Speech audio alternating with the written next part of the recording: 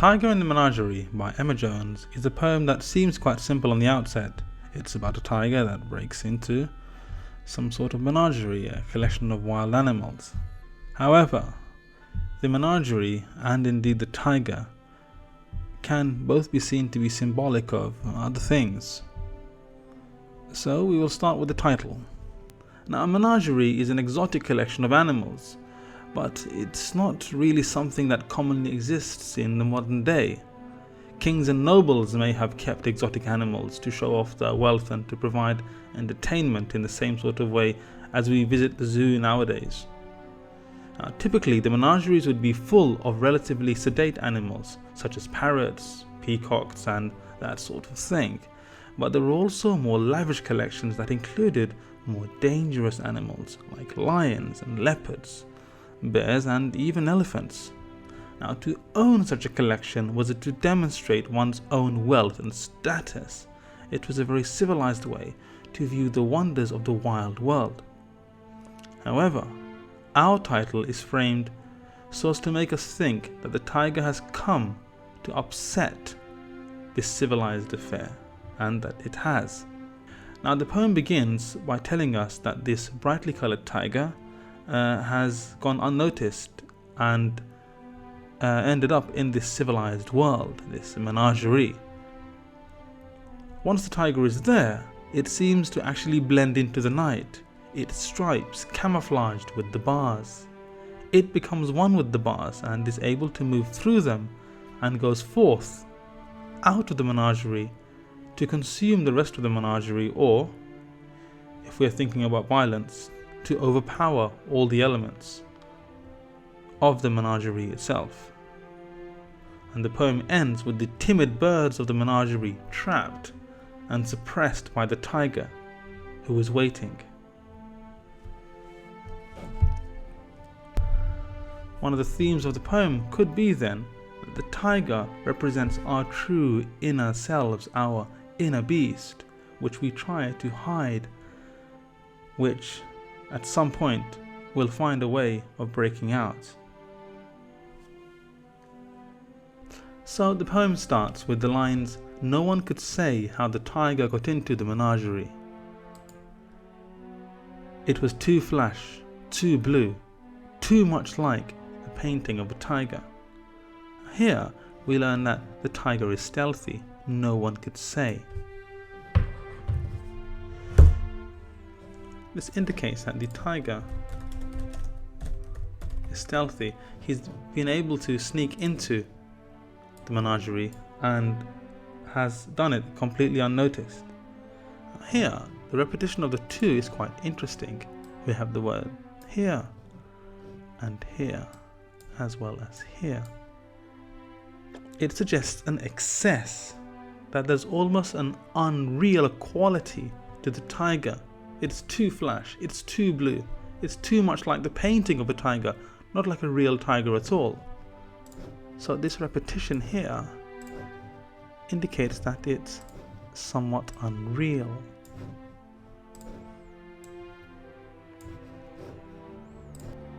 It's too flash, too blue, too much like the painting of a tiger.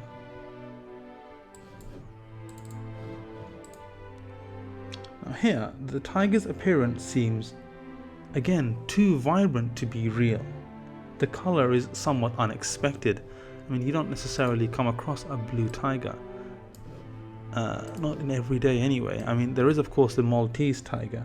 Now the Maltese tiger is slightly blue in color, but I mean, this is not necessarily mentioned here. You'd only come across this if you did some research about tigers. So the fact that it's blue indicates again that it's almost unreal. It's too vibrant to be real.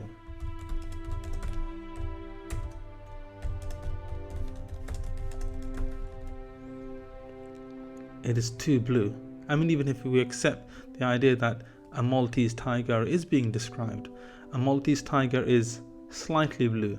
Here, this tiger is too blue, perhaps even to be a Maltese tiger.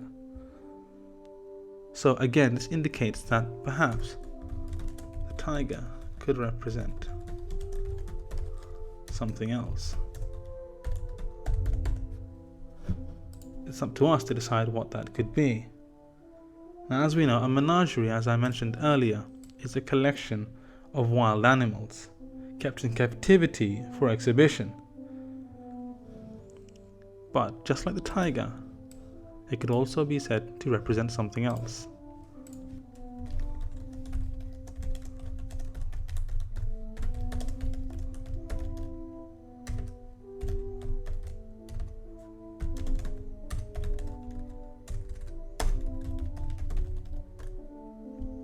The poem then continues.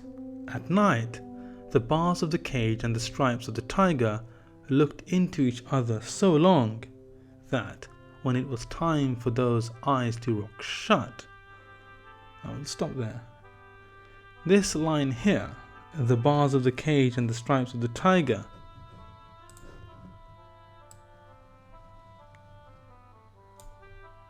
indicate that the tiger's stripes and the bars seem to mimic each other. There's a process of mimicry going on here. The tiger is almost blended into the menagerie itself.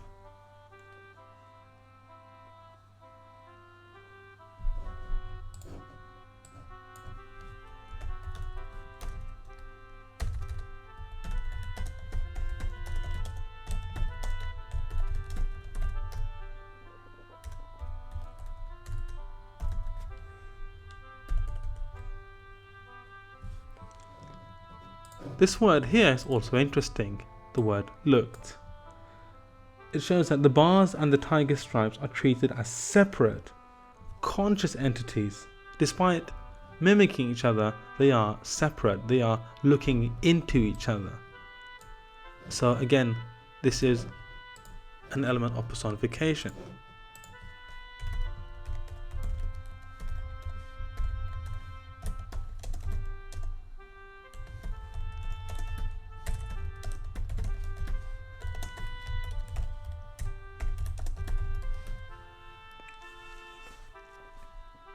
So the bars and the stripes are separate conscious beings which do recognize that they have similar qualities.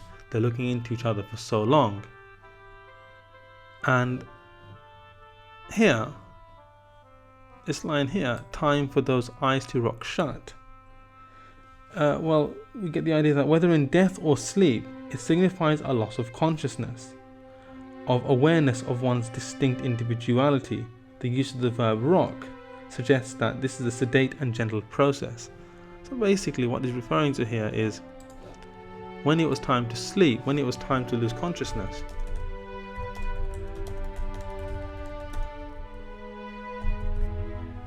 And the poem then continues to tell us that when it was time to lose consciousness, and as I mentioned here, this word rock in particular,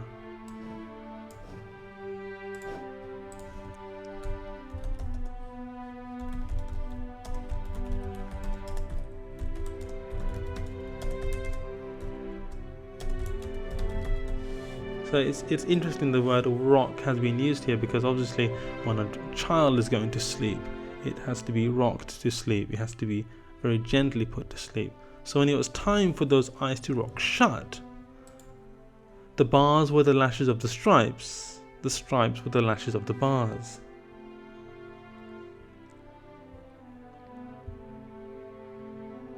And even these lines here, they mimic each other. The bars are the lashes of the stripes are the lashes of the bars.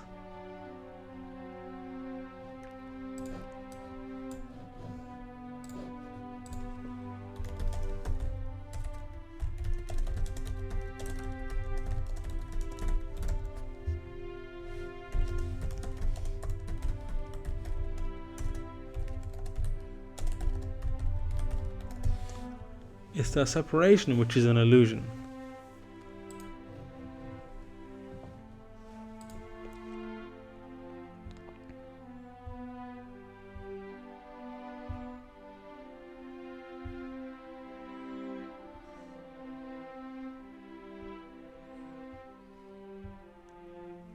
The poem then continues, and they walked together in their dreams so long through the long colonnade that shed its fretwork to the Indian main. Here, the they here seems to refer to the tiger's stripes and the bars of the cage, sharing a dream.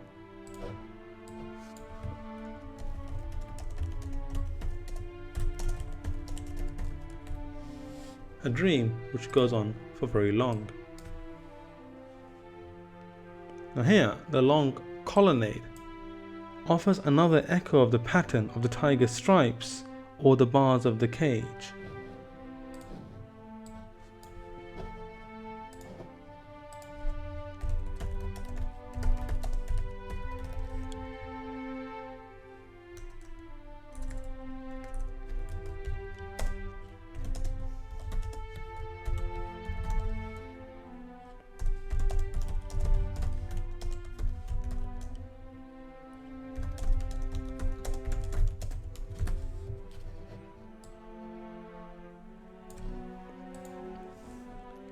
This line here, shed its fretwork, might represent a more open, though still obtrusive barrier that is gradually broken down.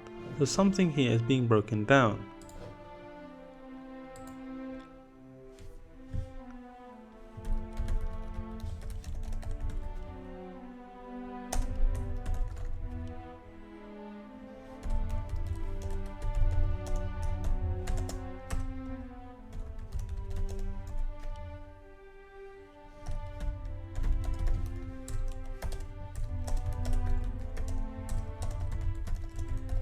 The poem then continues that when the sun rose, they'd gone, and the tiger was one clear orange eye that walked into the menagerie. Here, this image, one clear orange eye, is a comment on the imagery of the sun and the eye. In this single phrase, the tiger's eye and the sun have become one.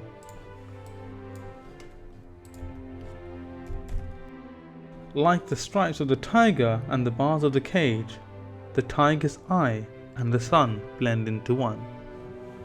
So here, the tiger has itself not only become part of the cage in that the stripes and the bars are one. In these two lines, the tiger's eye and the sun have also become one.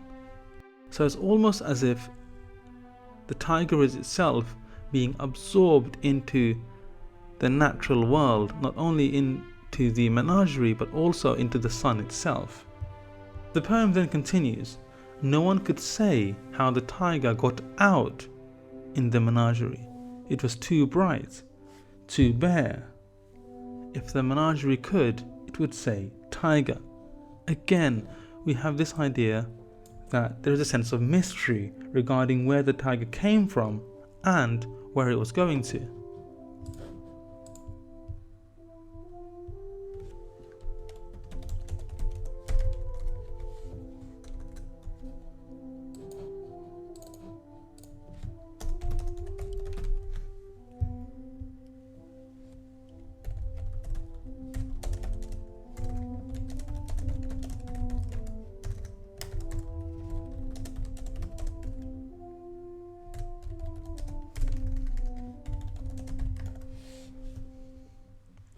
Again here, in this line, the tiger is not climbing in, it's getting out.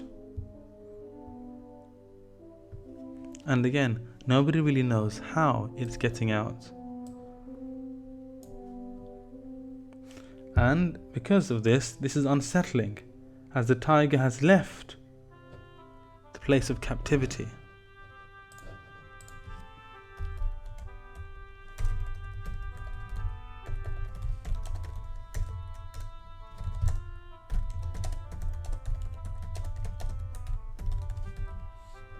Now, if we understand the tiger to be our bestial self, the beast that's within every single person, then here we can say that this beast cannot be contained.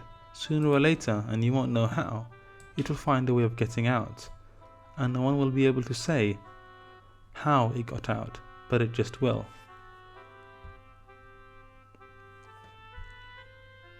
The menagerie being then the facade that we put on, the sense of politeness that we pretend to live in,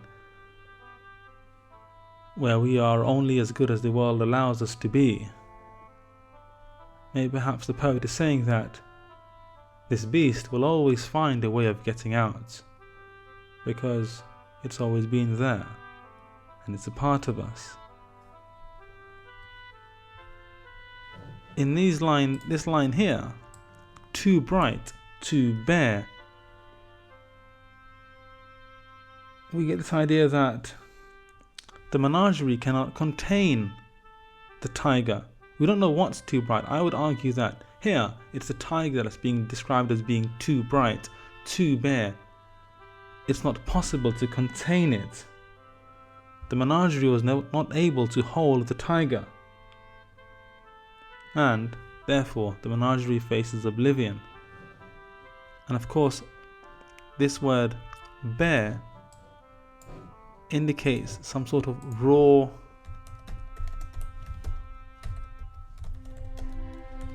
natural quality of it. It's unclothed, it's completely bare, as an animal would be.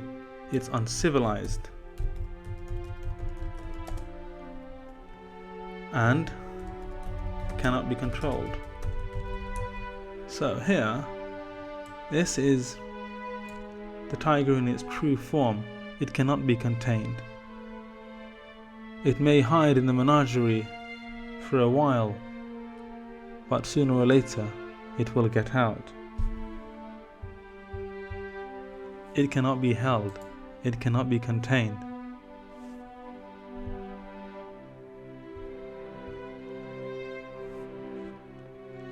This line here, if the menagerie could, it would say tiger.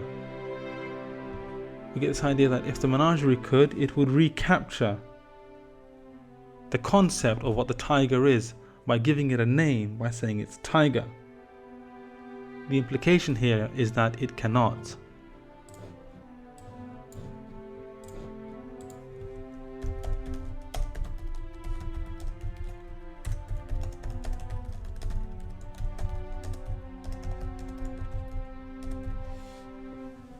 So again, as I mentioned earlier, this tiger may not necessarily be a literal tiger. It could represent man's inner beast, this inner creature that of this bestial side that we have to us, this animal raw quality that we have, cannot be contained. And if we could, if our civilized self could contain it, it would.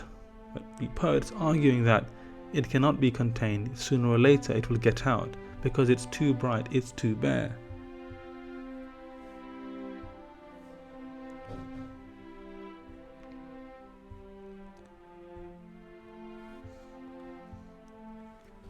The poem then continues, if the aviary could, it would lock its door. Its heart began to beat in rows of rising birds when the tiger came inside to wait. Now an aviary is an enclosure for keeping birds in. Perhaps the birds are a symbol of a greater degree of freedom. Perhaps the tiger is looking for this freedom, and therefore it has decided to seek it in the aviary. The question is, why would the aviary lock its door?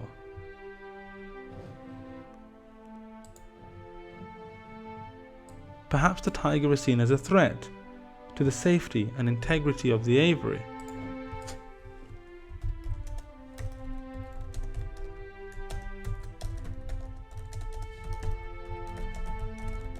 The question then is,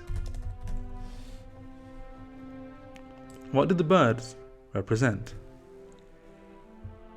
If the tiger is our natural bestial quality, this inner beast that we keep within ourselves, apart from freedom, could we say the birds represent anything else?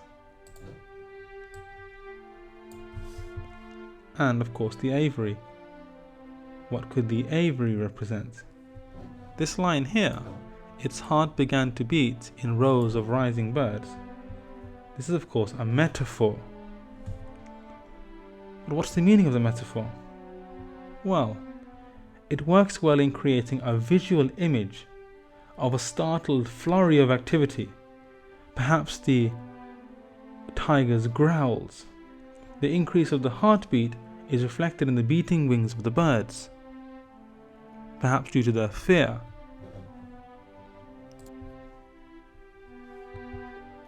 And then finally, the poem ends with a lingering sense of menace, where the tiger comes inside to wait. The tiger seems to be waiting for the opportunity to consume the occupants of the aviary, or to stop itself being classified as it has been. We don't really know. The ending is quite ambiguous. We don't know what the tiger is waiting for or why it's coming inside. As we mentioned, it could be that the tiger is looking for freedom in the aviary. But whatever it is, the tiger is coming inside to wait. And this is how the poem ends.